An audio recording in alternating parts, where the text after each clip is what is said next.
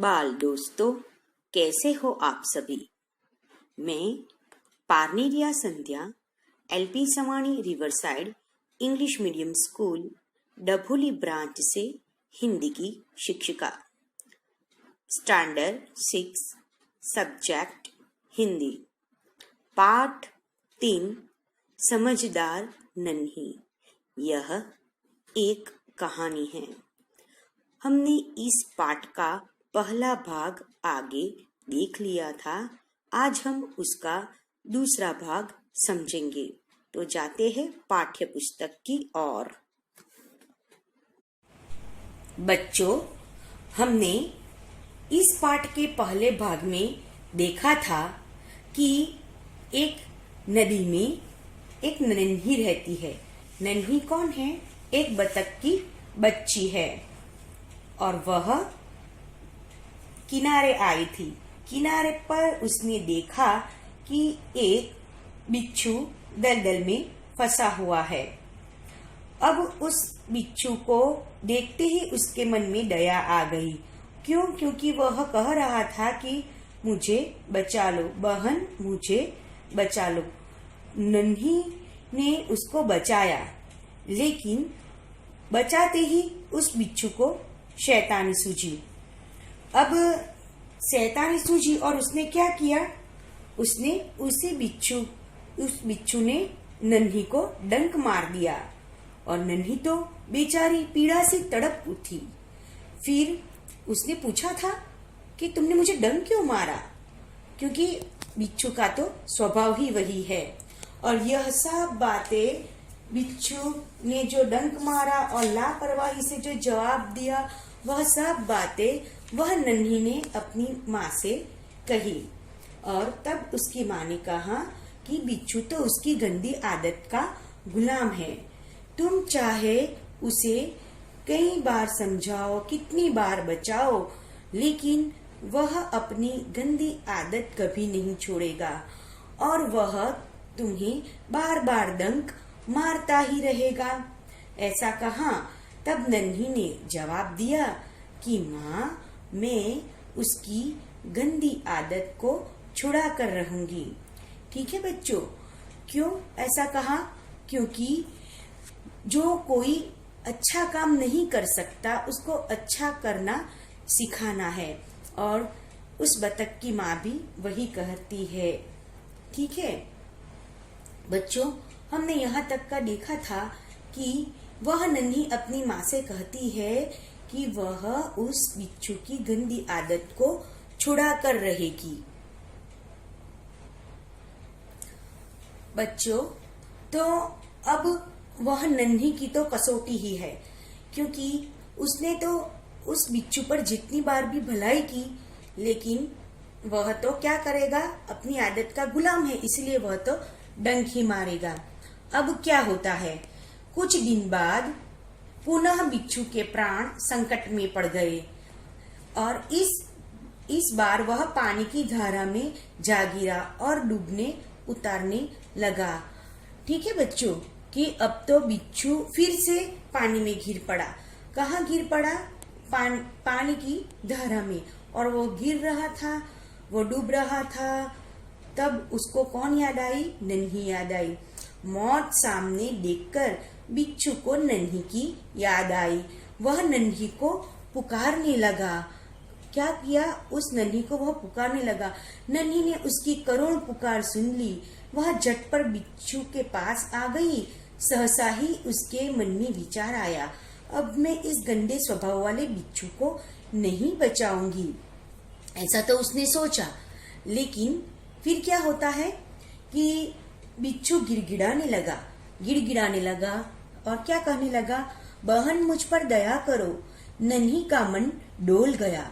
उसने सोचा, हो सकता है इसने अपनी गंदी आदत छोड़ दी हो।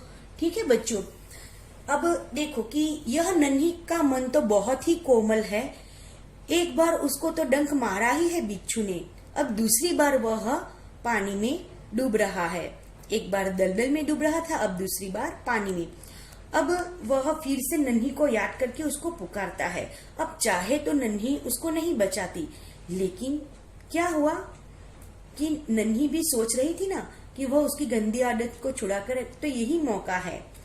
अब उसके मन में तो पहले विचार भी आता है कि मैं इसे नहीं बचाऊंगी, लेकिन जैसे उसका गिड़गिड़ाना, उसकी करुण आवाज उसने सुनी, उसका मन डोल गया, यानी कि वह पिघल गई और उसने सोचा कि हो सकता है इसने अपनी गंदी आदत छोड़ दी हो। ये बतख अच्छी है, इसलिए वह अच्छा ही सोचती है। ठीक है बच्चों, फिर क्या होता है कि नन्ही ने बिच्छू को दोबारा जीवन दान दिया। बिच्छू अपने स्वभाव के अनुसार उसे डंक मारने के लिए फिर से आगे बढ़ा। ठीक है, उसका तो स्वभाव नहीं सुधरने वाला, इसलिए फिर से वो आगे बढ़ ही रहा था। तब नन्ही ने उसका इरादा वह समझ गई और वह मुस्कुराकर बोली। नन्ही क्या बोलती है कि बिच्छू भाई ठीक क्यों गए, डंक मारो। क्यों? अब आप ठीक क्यों है, क्योंकि आप क्यों रुक गए, डंक मारना चाहते हो ना, चलो मुझे डंक मारो। तब बिच्छू शर्म से पानी पानी हो गया। क्यों? क्योंकि वह बुरा काम करने फिर से चला था, लेकिन उस नन्ही को पता चल गया, इसलिए वह शर्म से पानी पानी हो गया। वह खिसिया कर बोला, बहन एक बात बताओ, मैंने सदा तुम्हारे साथ विश्वासघात किया, फिर भी तुमने मेरे साथ भलाई ही की, ऐसा क्यों? वह अब बिच्छू को पछतावा होता है कि वह बुरा करने वाला ही था। ठीक है, लेकिन वह रुक जाता है और उसको मन में समझ आता है, इसलिए वह नन्ही से कहता है कि बहन एक बात बताओ कि मैंने तुम्हारे साथ हमेशा गलत किया, विश्वासघात किया, फिर भी तुम अच्छी हो, इसलिए तुमने हमेशा भलाई ही की है, ऐसा क्यों? नन्ही बोली, भलाई करना मेरा स्वभाव है, मैं तुमसे बदला लेने के लिए अपनी अच्छी आदत क्यों छोड़ दूं? कि मुझे अगर बदला ही लेना है तो मैं क्यों अपनी अच्छी आदत छोड़ दूं? ठीक है, यह बहुत अच्छी बात कही है, मेरा काम बचाना है, मैं मुसीबत में पड़े को बार बार बचाती रहूंगी। तुम्हारा काम डंक मारना है, तुम मारते रहो, देखती हूँ कौन जीतता है। देखो कितनी अच्छी बात कही कि मैं तो भला ही करती रहूंगी, क्योंकि वह मेरा स्वभाव है और डंक मारना तुम्हारा स्वभाव है, तो तुम डंक मारते रहो और मैं बचाती रहूंगी। तब यह सुनकर बिच्छू पर क्या प्रभाव पड़ा? तब बिच्छू पछतावे से भर गया और बोला, नन्ही बहन आज तुम जीत गई, मैं वचन देता हूँ कि अब मैं किसी निर्दोष जीव को डंक नहीं मारूंगा। अब वह क्या होता है, बिच्छू को पछतावा होता है कि ये मैंने गलत किया था। अब वह क्या कहता है, वचन देता है, किसको? नन्ही को, कि अब मैं किसी भी निर्दोष जीव को डंक नहीं मारूंगा। नन्ही खुश होकर नदी में चल गई और माँ ने आज फिर पूछा, बेटी कहाँ देर कर दी, कि तुम कितनी देर बाद आई, कहाँ रह गई थी? नन्ही ने पूरी घटना बताई कि क्या क्या हुआ था बिच्छू के साथ, वह सब बता दिया। माँ प्यार से बोली, प्यारी समझदार नन्ही, भले लोग अपनी बार बार की भलाई से इसी तरह बुरे लोगों को भला बनने की राह दिखाते हैं, कि भले लोग बार बार भलाई करते हैं और उनको भलाई की राह दिखाते हैं, राह यानी कि रास्ता दिखाते हैं।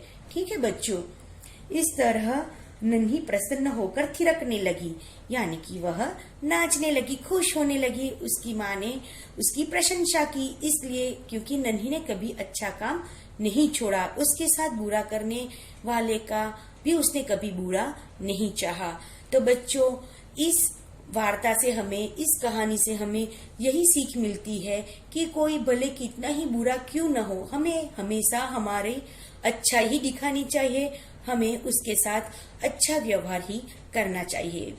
तो बच्चों, मैं आशा रखती हूँ कि आपको इस कहानी में सब कुछ समझ आ ही गया होगा, आपको यह कहानी पसंद भी आई होगी। ठीक है बच्चों, तो यह कहानी हमारी यहाँ पे समाप्त होती है।